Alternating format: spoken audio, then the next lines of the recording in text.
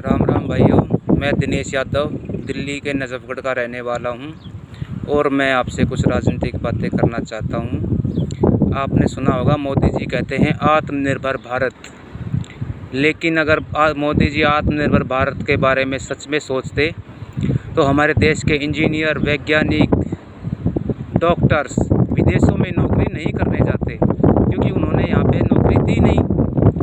और अगर कोई भी डॉक्टर इंजीनियर साइंटिस्ट अपनी पढ़ाई के लिए जब पैसे खर्च करता है, उनकी फ़ीस कितनी ज़्यादा होती है, और जब वो पढ़ाई पूरी करते हैं, जब सरकार उनको कोई अच्छा पैकेज देगी ही नहीं तो वो यहाँ पे नौकरी क्यों करेंगे।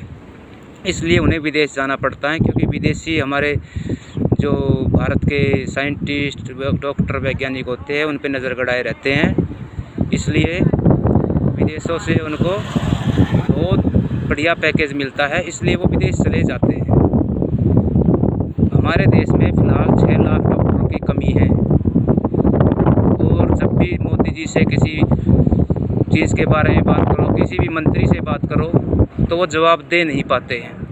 तो मैं तो यही कहूँगा कि इस बारे में जनता जवाब 2024 में देगी, और ज़रूर देगी। मंत्रियों से कोई भी बात पूछते हैं तो वो कहते हैं कि कांग्रेस के 70 सालों में क्या हुआ।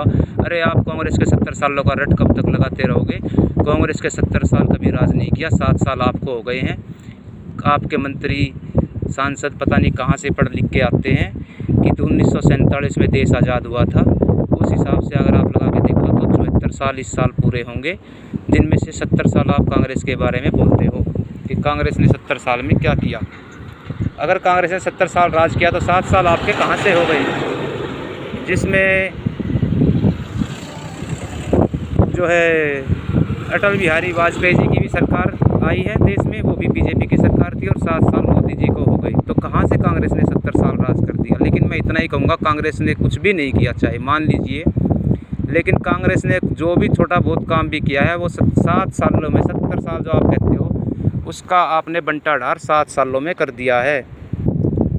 और आगे आने वाले टाइम में मुझे पता भी नहीं कि आप क्या करोगे।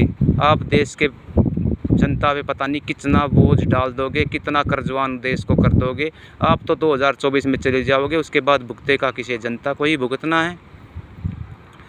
अगर आप अभी से कुछ अच्छा कदम उठाओगे तो वो आपके लिए भी अच्छा होगा और जनता के लिए भी अच्छा होगा। नहीं तो जो आपका महल बनाने जा रहे हो उस महल में आप नहीं रह पाओगे।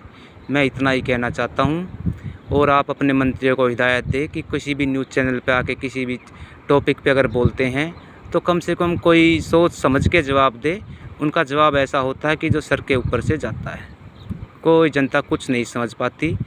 मैं पहले आपका बहुत बड़ा फ़ैन था, मैं अभी बताना नहीं चाहता था, लेकिन मैं आपका खुद वोट दे के मैंने भी आपको वोट दी है।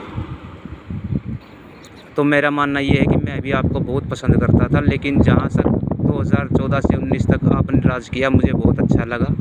लेकिन जो आपका दूसरा टर्म आया है, दूसरे टर्म में आपने जिस हिसाब से अर्थव्यवस्था को चौपट कर दिया है, उसके बाद मुझे नहीं लगता कि दोबारा से आप सोचते हो कि $5 ट्रिलियन की अर्थव्यवस्था बनाएंगे। $5 ट्रिलियन तो छोड़िए, आपने अर्थव्यवस्था को माइनस में पहुंचा दिया है और जनता पे टैक्स इतना डाल दिया है कि जनता नहीं सह पा रही है।